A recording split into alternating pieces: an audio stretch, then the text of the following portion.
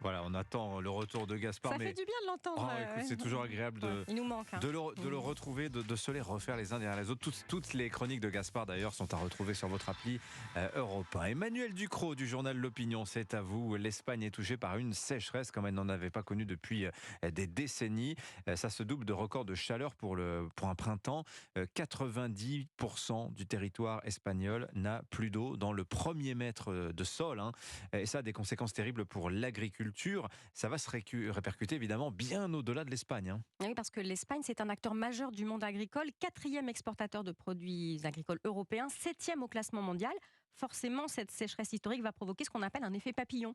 Les répercussions d'une situation locale peuvent prendre une grande ampleur, même très loin de l'épicentre. Alors la production céréalière, on le sait déjà, s'annonce désastreuse. Le pays va perdre la moitié de sa récolte de blé. Les plantes ont été atteintes tout au long de leur cycle de vie. Soit elles n'ont pas levé, soit il n'y a pas de grains dans les épis. Pareil pour l'orge et le seigle.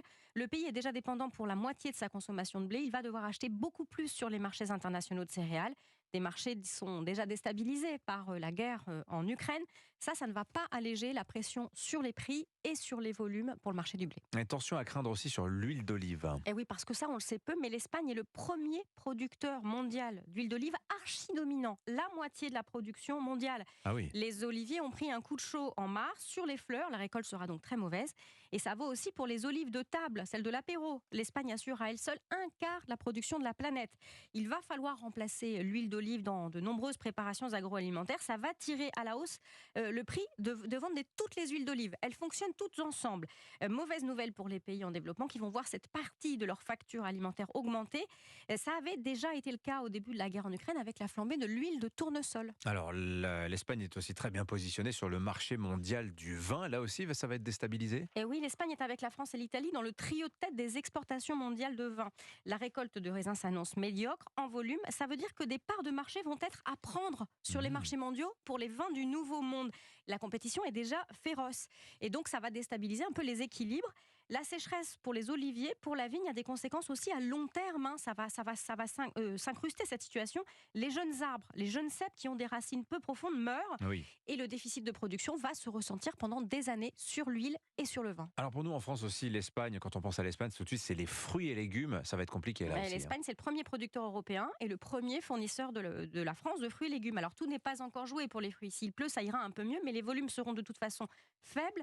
Il n'y a par exemple déjà pas de noisettes, ça on le sait. Et pour les légumes, là où ils ne sont pas irrigués, nombre de producteurs ont fait le choix de ne vraiment pas planter parce qu'ils n'étaient pas sûrs de pouvoir aller au bout de la récolte. C'était trop risqué.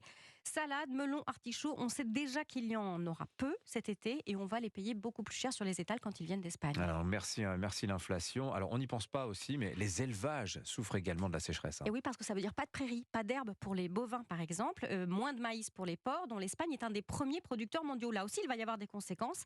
D'abord, la fonte des cheptels. Quand on n'a pas de quoi nourrir les animaux, on diminue les cheptels. Et ça, il faut des années pour s'en remettre aussi pour un élevage. Et puis une flambée des prix de la viande, du lait, car toute la nourriture qu'on importe pour nourrir les animaux est plus chère.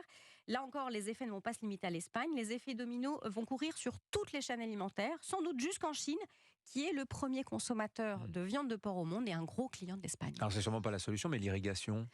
L'Espagne n'a pas été réputée pour sa gestion très prévoyante de l'eau. Et le paradoxe, c'est que ça pousse les régions qui irriguent en ce moment à faire encore un peu plus n'importe quoi pour garder ce qui peut l'être. Eh bien, dis donc, situation dramatique de l'autre côté des Pyrénées. Merci beaucoup, Emmanuel Ducrot, pour votre chronique. On vous retrouve demain.